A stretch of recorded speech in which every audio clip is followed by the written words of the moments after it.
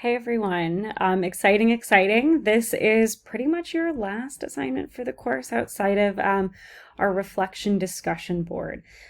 So there's two big pieces to this Module 8 self-review and course improvement plan assignment. This is where you're actually going to get an opportunity to go into the official Quality Matters course review self-review page. This is actually very similar. It's actually the exact same thing to if you were to ever look to have your course be officially Quality Matters certified. This is the forms, this is the process that the three reviewers who would go over your course, they would fill this out and you would get kind of like a report on how you're doing to meet these things. So I wanted to make sure that I did a couple things here to show you how to do this because it can be a little confusing if you're not familiar with the Quality Matters website, if you're not familiar with how to use this. So I want to go over how to go through this process for the self-review. If you are a member and you have like a Quality Matters like login, and I am, so let me show you how we can actually do that. We're going to just kind of walk through this together. I'm actually going to pull this to the side so I can just kind of follow these instructions as we go as I get into our Quality Matters. So going to the Quality Matters page, we're going to go ahead and sign into MyQM. And then it's going to think about it. Perfect. Sorry, I had to like cut it off there because it was taking too long to load. So after we've gone through that, we're going to make sure that up here we have that higher education tab selected since we're all working at that college level. From there, we're going to click on this CRMS icon with these three people. We're going to click on that. From here, we're going to grab the, we're going to go to the My Course Reviews here, My Course Reviews, and then we're going to select the Self-Reviews link here. So from here, what you're going to do, we selected the Self-Reviews link, then you're going to enter your email. It says enter your email in the box above.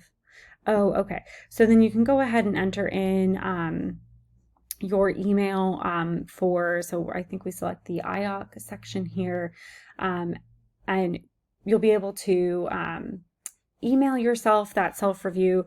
If you have not done the self-review yet from some of the earlier assignments, like if you have not been working on it along the way, you will want to select the complete self-review and actually get started. So you'll select the says just call this IOC example, and then we're going to do save self-review. So you'd put in your information there, and you're actually just going to go through here, and we're only looking at the standards that we've been covering in this course. So that's going to be standards that are all those 3 points. So that's going to be like 1.1, 1.2. You'll see that 1.3 we didn't cover. It's only 2 points. So for the ones like 1.1 that we did cover, it's going to give you the annotation, and there's a couple things that you have to do as you're reviewing your course here. So one, underneath this evidence box, you're going to say like, my course has a welcome page. On that welcome page, I include ABC thing from the annotation. So remember, they're looking for that you've included statements about how your course, how to get started in your course, a course tour, scavenger hunt, things like that. So you'll put down how your course meets that here. So I would say, oops, a course tour video. I provide the course overview and purpose. I also include the course syllabus that contains, ABC thing there. And then the other thing that you have here is you'll need to fill out the suggestions for improvement. And it's, I could say, to improve my course, I would include a summary of I would include, actually for this one, summary would be 1.2, but I would include a scavenger hunt, something like that. And so you'll do that, and then up here you'll be able to say, I meet this, I don't meet this. That's going to be important for your course improvement plan. So you'll say met. For all of these other standards, honestly, I would just come through because it will make you mark them as met or not met. And I believe in the instructions. I think you can kind of do either because it doesn't really matter. But personally, I like to just go through and be like, these don't matter. So I'm just going to say I meet all of them. And you'll just go through, and then you'll come up here. So that's general standard 1. That's going to go through all of those. And then you'll use these tabs up here to go through 2, 3, 4, and you'll just again find all those standards there. I think if you go back earlier in the course to some of those pages that talk about getting started on your self-review, if we go back into modules, I believe back in yeah, the self-review lesson tool, it kind of goes over, again, how to use that tool here, what you need to do, and then it's also going to give you the instructions for what you're going to be doing. So throughout your time here, we should have been doing this. So hopefully you've been keeping up with that, but if not, we still have time to go through and do all of these. And definitely read through these instructions on each of these self-review tool reminders pages, because it will give you some really good tips on how to do everything. If you're a non-member, if you don't actually get access to that QM website, you can actually just download this course review worksheet and fill in all of this. So it's kind of the same thing, except for this one's only going to give you these pieces. If I'm being totally honest, this might just be easier. But you'll be able to come through here, provide your evidence of how you're meeting it, ideas for your improvements, and then mark yourself met or not met. And just as a reminder, since this does open in a Google Doc, you have the option of making a copy or downloading this as a Word doc so that you can actually edit it. So once you've completed that, you're going to come back to the Module 8 Course Improvement Plan assignment. The second piece is you're going to actually download this Course Improvement Plan worksheet. Same thing, you're going to either make a copy or download it as a Word doc so that you can fill this out. And you're going to then come in here and tell me what improvements you're going to make to your course.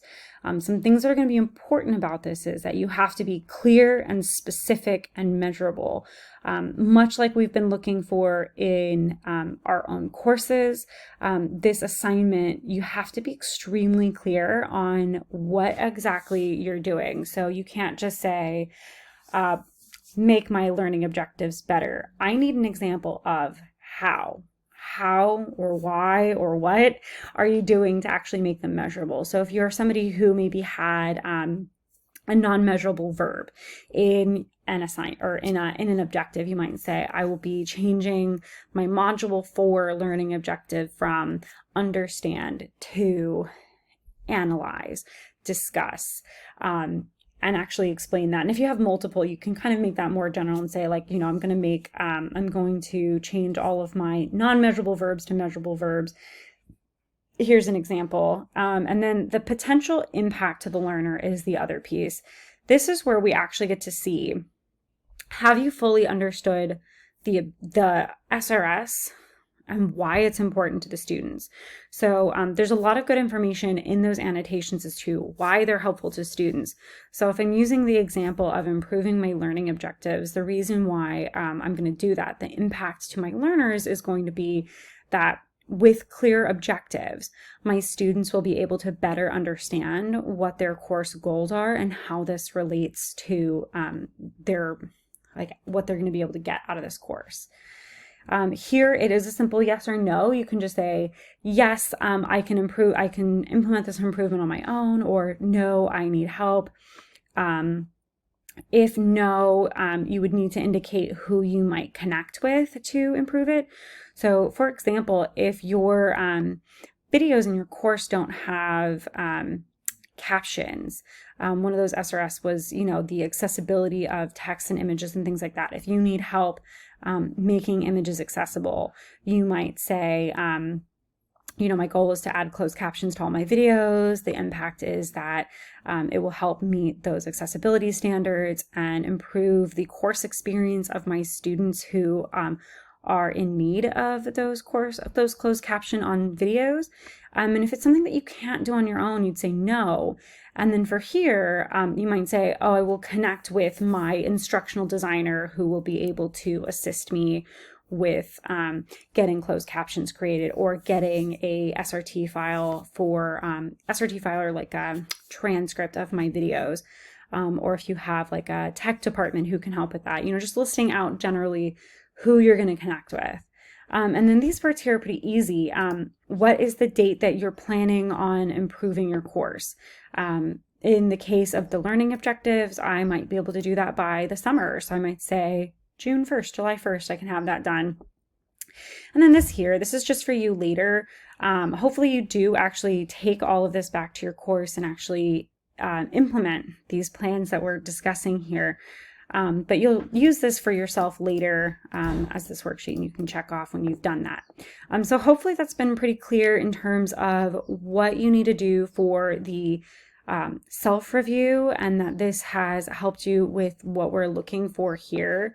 Again, definitely make sure that you're carefully reading all the instructions and being very, very clear. So you can kind of see here, the things that we're looking for is that it's very clear what you're doing. And maybe this rubric isn't the best rubric, but I can tell you that what I'm looking for is I need a clear understanding of what specific measurable action you will be taking to improve your course and why that improvement is important to your learner's experience. Those are the two big things that I'm looking for. And then you just make sure that you submit it here.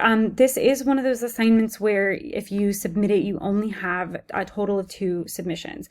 So if you submit your initial and I give you a revise, please make sure that you're reaching out to me before you submit it a second time. Like if you have questions, like you don't have to send it to me early. If you're confident with the changes that you've made, if you have any questions or are concerned that like it might receive additional feedback for being revised, maybe a third time, please reach out. I'd rather be able to communicate with you via email to help you make sure that you fully understand everything that you need to address, and then make sure that when you upload your second revision that you're guaranteed to get it met.